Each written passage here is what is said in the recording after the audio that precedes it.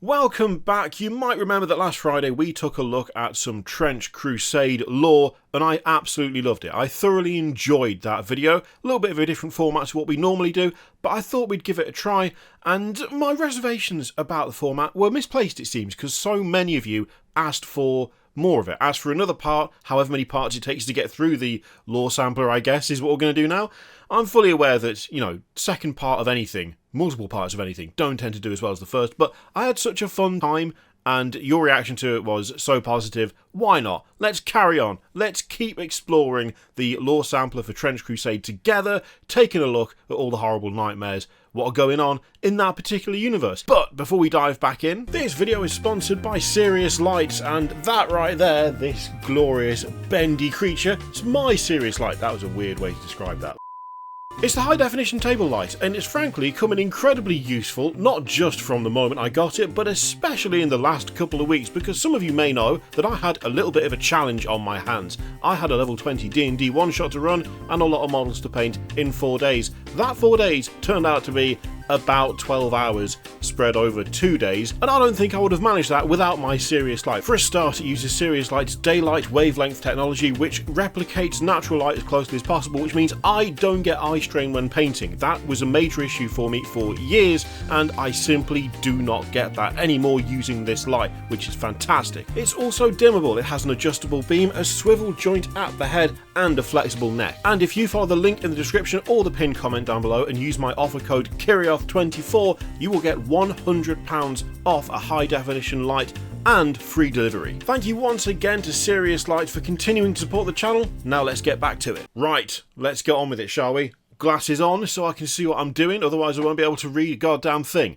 And we don't want that. That'll make this video, well, it wouldn't exist. So let's get on with it. The Principality of New Antioch. Now, if you remember from last time, Antioch was essentially a legendary fortress that stood for God knows how long, but then it got destroyed by some sort of hell-born weapon, absolutely annihilated, and I was sad because Antioch immediately struck me as just one of those really cool areas in this sort of very destructive apocalyptic setting that manages to stand against all odds. But it's okay because they rebuilt it in the form of New Antioch, which made me happy. Reminder that this is from the official and true annals of the church history as told by Melchior Vessel, 1910 AD, New Antioch. Now, earlier on the document, it said that basically it's true, or it's completely confused, or it's not accurate. So I do like that disclaimer there, only to be followed up by this is official and true, even though earlier on it was stated that, maybe not. For 300 years, the Principality of New Antioch has stood defiantly as the focal point of the church and the faithful at the very edge of the shadow cast by the gate of hell. So we're at the 3-century mark for New Antioch standing. Excellent. It is the home of all our hopes, the bulwark against heretic forces, and the first line of defence against the devil's might. Should New Antioch fall, all the Levant will be lost. You do not want that going down a second time. War has never left this corner of the world. The ancient city of Antioch was destroyed by a mysterious demonic weapon in the year 1545, but the faithful never gave up their positions in the ruins. Yeah, that was the thing I really liked. It stood for so long, and then in 1545, it just got absolutely nuked, like just annihilated. And they still don't know really what it was by the look of things. Even here, it's just like a mysterious demonic weapon. I like the fact that they have no clue what that is, and that it could potentially happen again. Like, it could. If they don't know what the original weapon was that destroyed Antioch, there's a chance that it could be like, there could be a second one, which, I don't know, I'd like the idea of that, but I also don't, because, that would be bad for them. So, despite the lethal demonic essence emanating from the crater that was left behind, the garrison held on, even as mighty Constantinople fell to the legions of Chimaris? Either way is fine. Marquis of Hell. Nice. So, before it was destroyed, the ancient city of Antioch was always the first line of defence to be put to the test. Thus, it was no wonder that in the year 1559, the Sword Congress of Vienna, that sounds incredible, agreed to rebuild and fortify the city, and that a yearly tithe is to be sent to New Antioch by all the faithful nations. That's interesting. That's fun. Though this levy is rarely in the form of coin. Instead, endless supply trains of foodstuffs, tools, ammunitions, weaponry, obviously, machinery and skilled workers and engineers come from across Europa and the Mediterranean Sea as well as the African dominions. Okay, so not like monetary support, just all the hardware, all the gear, send all the best stuff to this one place, because if you don't send all the best stuff to this one place, it might stop existing, and then everyone is in severe trouble. Up the creek without a paddle, probably. Keeping the supply routes open is a constant game of cat and mouse, as heretic infiltrators and raiders harry the caravans and ships that allow the principality to exist to this day. So it's not a case of they just getting away with it.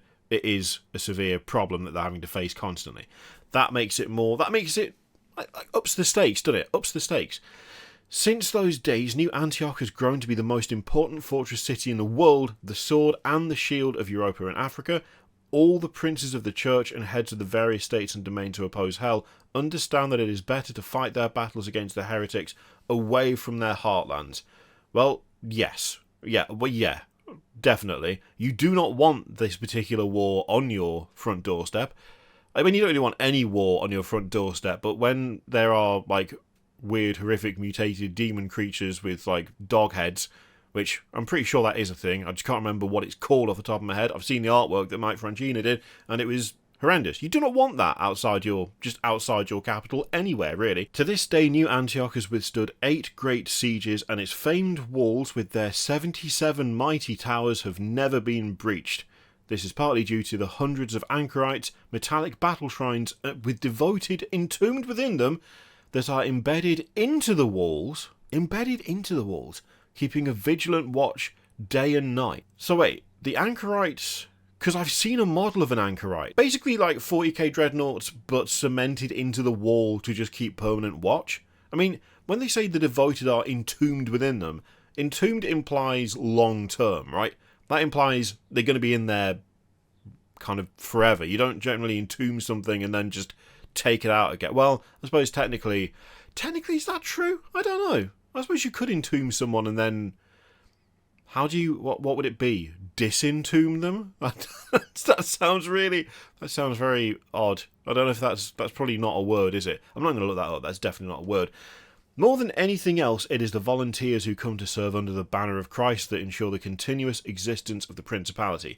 Thus, in the streets of the city, one can hear hundreds of languages and dialects. Everyone's been brought together under one common goal of not having the world be subsumed by hell itself. I mean, it took a lot, but we got there. One might observe hussars of the Polish-Lithuanian Commonwealth brushing shoulders with the last remnants of the Varangian Guard, or hear the sermons of a street preacher from Ire extolling the soldiery of Ethiopia to lay down their lives for the cause. Perhaps they might even witness the church engineers procession taking their latest invention to be tested on the front lines. Sure, this all happens under the watchful eyes of the Office of the Propagation of Virtue that tirelessly patrol the streets.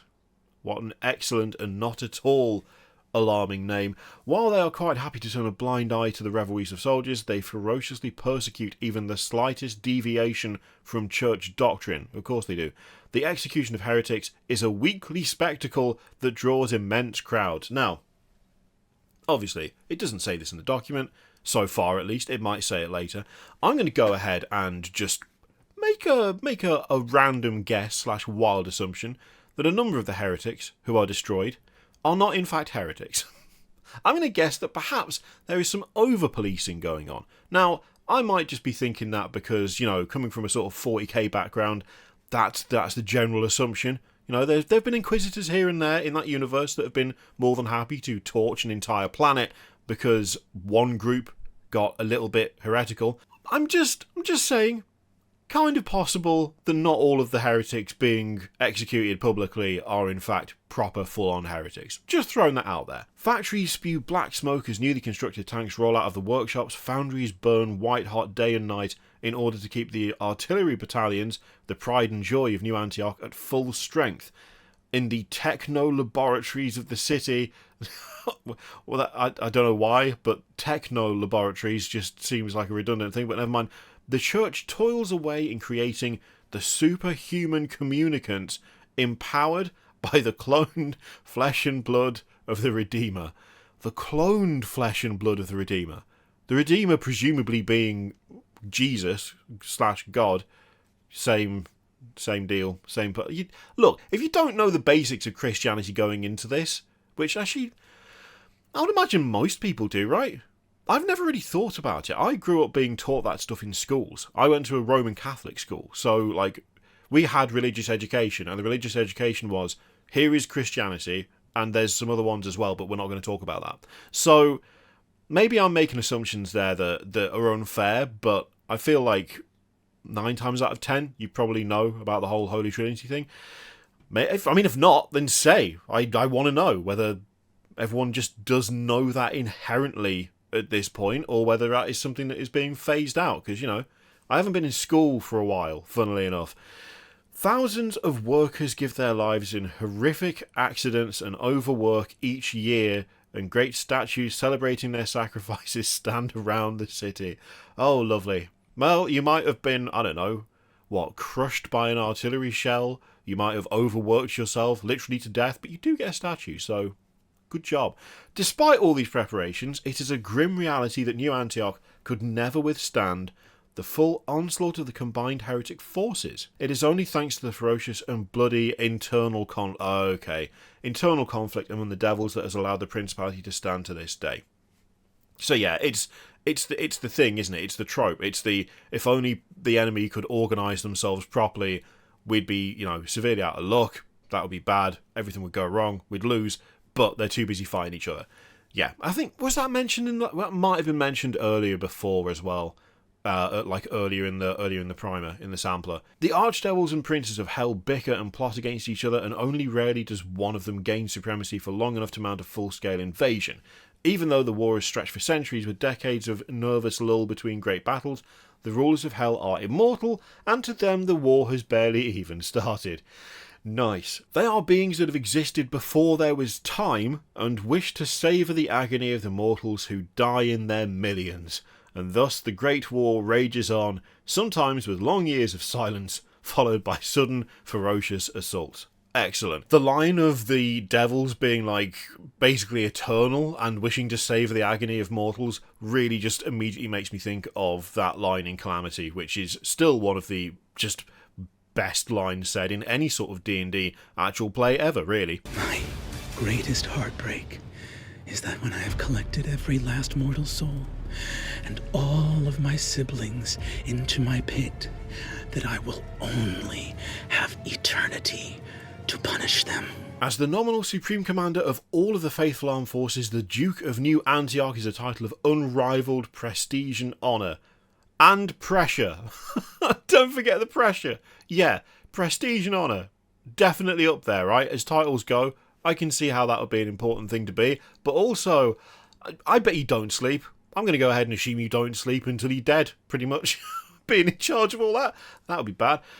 But, despite swearing fealty to the Duke, in reality, troops who come to do battle against hell from across all of Christendom operate in units of their own, taking commands from their own leaders.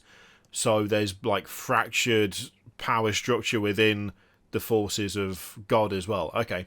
It is worth noting that some soldiers renounce their citizenship and take up the cross and come to serve under Duke Constantine alone. Thus, the standing arm of the Principality is the greatest single fighting force the faithful can muster, and those who serve on the walls of the Home of Hopes are rightfully proud of their livery. Livery? The trend of me being unable to pronounce words continues. In recent years, the Duke has dispatched small forces into no man's land to gather intelligence. That's a big picture, but no text. That's actually really cool as well. Looks great. Nice. What the hell is that in the background as well? What is that?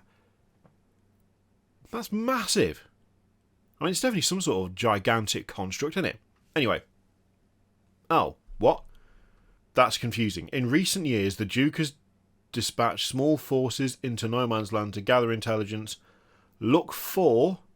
And then we've got a fresh paragraph. Okay, I've downloaded it again, exactly the same issue, not sure what's going on there, but we'll carry on. So, observers. When the need is great, the Synod of Strategic Prophecy, I remember that, absolutely incredible name, love it, sends their famed observers to support the war effort. This order of warrior monks live a life of absolute solitude, sharpening their minds and bodies to make themselves living weapons in the hand of God.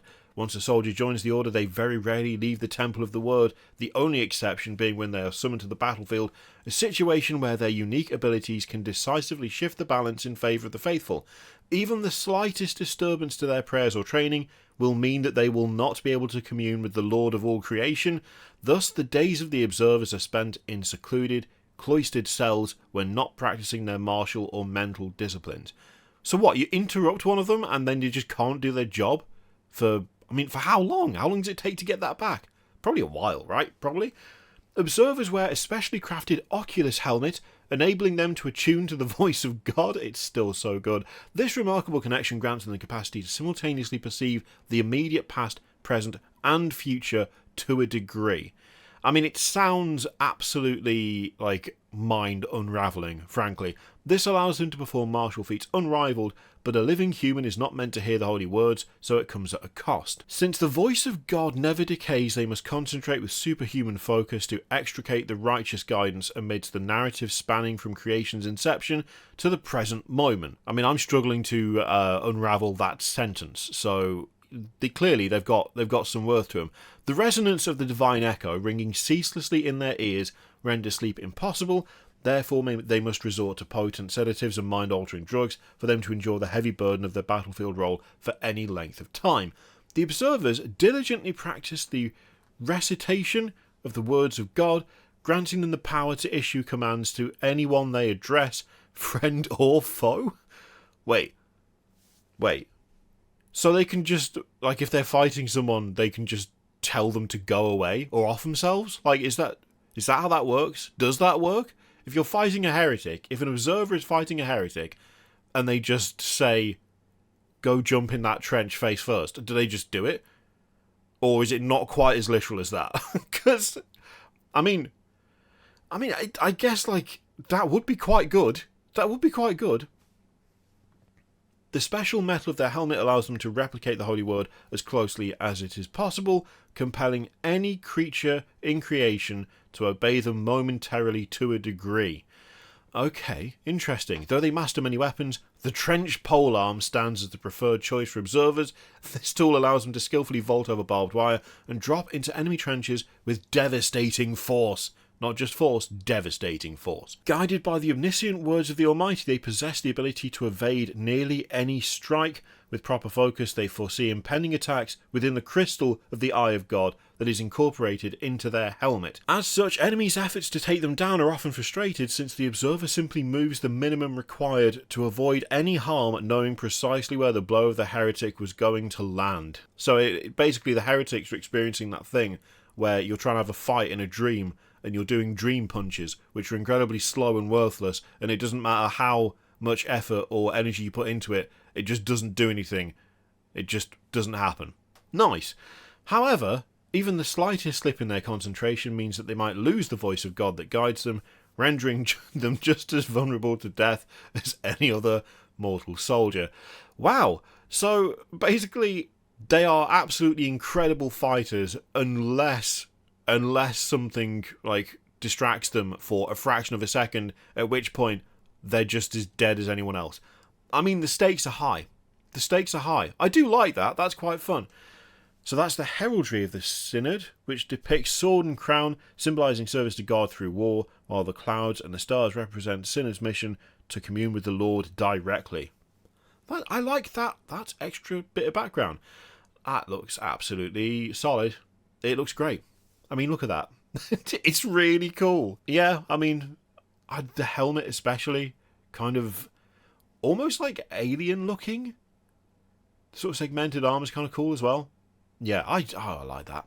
I like that. That's fun. Paladins. Ooh, okay. So, since the beginning of the Great War some 800 years ago, the faithful have faced a problem that is seemingly impossible to overcome. They are unable to take the battle to the enemy. For such is the supernatural power of the open gate. Oh, well, yeah, of course. For a minute there, just for a second, somehow, I kind of vaguely, when I say forgot the basis of this, I'd stopped appreciating that there is a, mouth to hell, a gate to hell. And so when it was they can't take the fight of the enemy, a little part of me went, why not? Yeah, humans, I'm assuming, don't do great in hell. I'm assuming you can't just walk there and be like, hey, I'm here to assassinate whoever. I'm assuming that doesn't work. Such is the supernatural power of the open gate to hell that even approaching within sight of it is impossible for all but the most strong-willed and pious. Within the inferno await domains of the lost and legions of devils. So, yeah, bad times, don't go near it. But in utmost secrecy, the Church produced an answer to this quandary, the Paladin program. Paladins are by far the greatest creations of the Mendelist order. Well, okay, we need to know more about them as well now. They are near-perfect communicants, for in their veins flows the purest blood that the Meta-Christ program has been able to produce. So we had a reference earlier. Excuse me, Mr. Paladin. Where was it? It was up a bit, wasn't it? It was up a bit. There was a reference to, like, the clone of the Redeemer or something? Was it up here? I can't remember exactly where it was. There it was. Empowered by the cloned flesh and blood of the Redeemer. So the Meta-Christ program, I'm assuming, is cloning... I mean, it won't be cloning God. Cloning Jesus? Fully cloning Jesus. Is that where we're at? Are we cloning Jesus so that we can feed him to people to make them super strong? Because that's... I mean, that gets the seal of approval. I'm happy with that. Paladins are warriors with such physical stature and inner holiness that not only can they approach Jerusalem's Vale of Tears, but also enter the very gates of Inferno and undertake missions within hell itself and return to tell the tale. Each is said to represent near perfection of human form, both mind and body, though much scarred and burned from the long centuries of war they have been forced to endure for the sake of all in creation. Interesting. Okay, so we'll probably get more. We'll probably get more of it. But my assumption here, my guess, because it says like communicant. If you have communion, like having communion, you have the Eucharist, which is drinking the wine and eating the bread, which during the process of the Eucharist becomes the actual. Depending on what you believe, for some people, the bread and the wine that you have at church, it's bread and wine, but it's symbolic of Jesus' flesh and blood. But for other people, they believe in the transubstantiation, which means that during the process of, like, I forget the name of it, the, like, blessing the bread and the wine, I think there's a specific name, but I can't remember off the top of my head, that literally becomes the flesh and blood of Jesus. Don't think into it too hard. And I'm not trying to throw shade. I'm not personally of that opinion. But that, so... if it's communicants, I am getting to a point, don't worry. Look, if you knew, this happens a lot, I'm sorry. So, my assumption here, right? We've had mentions of clones of the Redeemer. We have communicants. Now, a communicant is someone who's receiving the flesh and blood of Christ during the Eucharist. So, therefore, if there's... and they've also said a meta-Christ. Meta being, like, not the actual thing, a version of that thing, kind of, I guess. So, does that mean cloning Jesus... then feeding bits of cloned Jesus to people, and the people who eat the bits of cloned Jesus, they get, I was going to say get superpowers. That sounds very childish, but I don't know how else to phrase it. They become, like, super buff, I guess, and also, like, borderline immortal, maybe? Because look, each is said to represent near perfection of human form, both mind and body, though much scarred and burned from the long centuries of war they have been forced to endure for the sake of all in creation. So... are the Paladins, like, centuries old?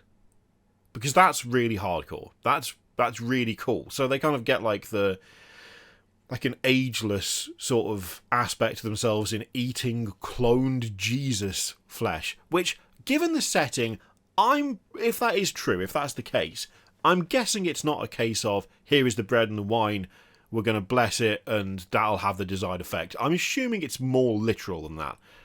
That feels like that'd be more appropriate, right, for it to be more literal. Anyway, Paladins reside in secluded cells within a secret wing of Castel San Angelo until the hour comes and the Council of Saints sends them forth to do battle. In such time the Paladin emerges from their seclusion, they go to their arming chamber and kneel at the centre upon the mosaic of the militant Christ the Lion. It gets so specific in such a cool way. They are then armed and armoured by the blinded and gelded serfs, for no impure gaze or carnal desire is to fall upon the Paladin by the servants of the church. Look, you can't be lusting over the the borderline immortal warriors of God, alright? You're not allowed to get thirsty for it, alright? Just keep that to yourselves. They are briefed on their mission by one of the cardinal generals. So ridiculous. They are given the last rites prehumously, as opposed to posthumously, I guess, should they fall, for there is no mission more dangerous than war within Gehenna. So, yeah, they're given the last rites before they leave, ready for when they get annihilated in hell. Oh my god. Okay, originally there were 12 paladins, but now only... Oh dear. But now only 9 remain. 2 have fallen in battle. Well, that... Okay, so 2 dead. And it is rumoured that 1 has turned traitor. I mean, one of them has to, right? Although the church denies such slander upon pain of death, of course it does. Despite ceaseless efforts, the Holy Mentalist Order have been unable to produce even a single new paladin in the last 3 centuries. Okay. So what, they made 12? They made 12? Was it all in one batch? Oh, I want to know, like, if they were just, like, one big group and it all worked, and then after that it was a case of, I don't know how we did this, what happened, we can't make any more. It has proven just as difficult to replace their holy armour and weaponry. Since the destruction of the holy city of Jerusalem, it has not been possible to harvest more Golgothic tektites, sure, required for the machining process for the Paladins' armaments. Thus their elaborate suits of armour, despite the fastidious care of the dicastery of the service of church militant disciples, good lord, are much scarred, burned and corroded, and many pieces of the armour have been slated to be reforged in a vain hope that even the tiniest shard of the required materials could be recovered. Thus each paladin is forced to endure searing pain like no earthly suffering where their armour is weakened, relying on their unshakable faith during their lonely crusades into perdition. You can kind of... they're obviously supposed to be very pious. They're supposed to be very connected to God. You can kind of see why it might get old. Being centuries old, your armour's knackered, you keep getting sent into hell, it's the worst pain that anything can ever experience, and they're like, nice, you have a rest over there, because we've got another mission for you in about 2 weeks. I can see how that might get old. I can see how that might become a little bit difficult to reconcile in the old brain. Each of the 9 circles of hells has its own foul atmosphere and deadly environment, from noxious fumes to burning heat or a bitter coldness below absolute zero, requiring a specific suit of armour to withstand the infernal elements.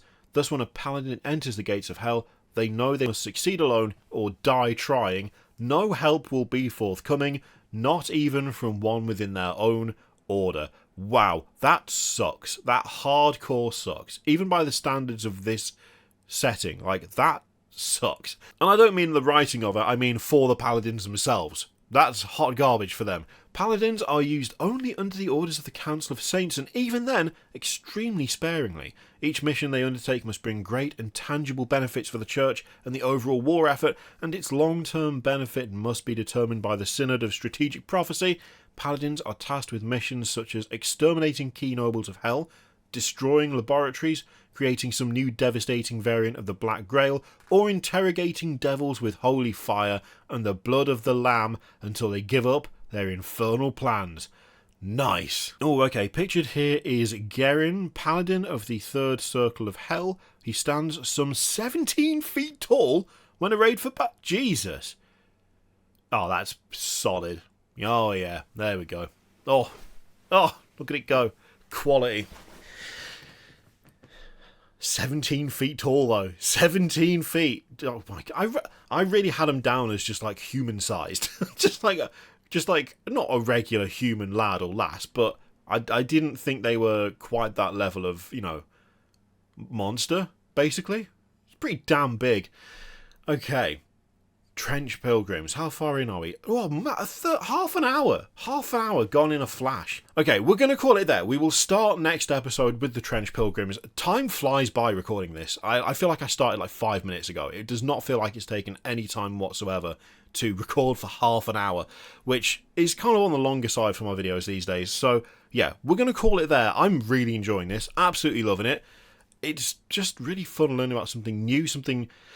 in some ways familiar, but also very different. The vibe of it is significantly different to like what I'm kind of used to in terms of like 40k and to some extent like AOS and fantasy, and like it feels very much its own thing, which is nice.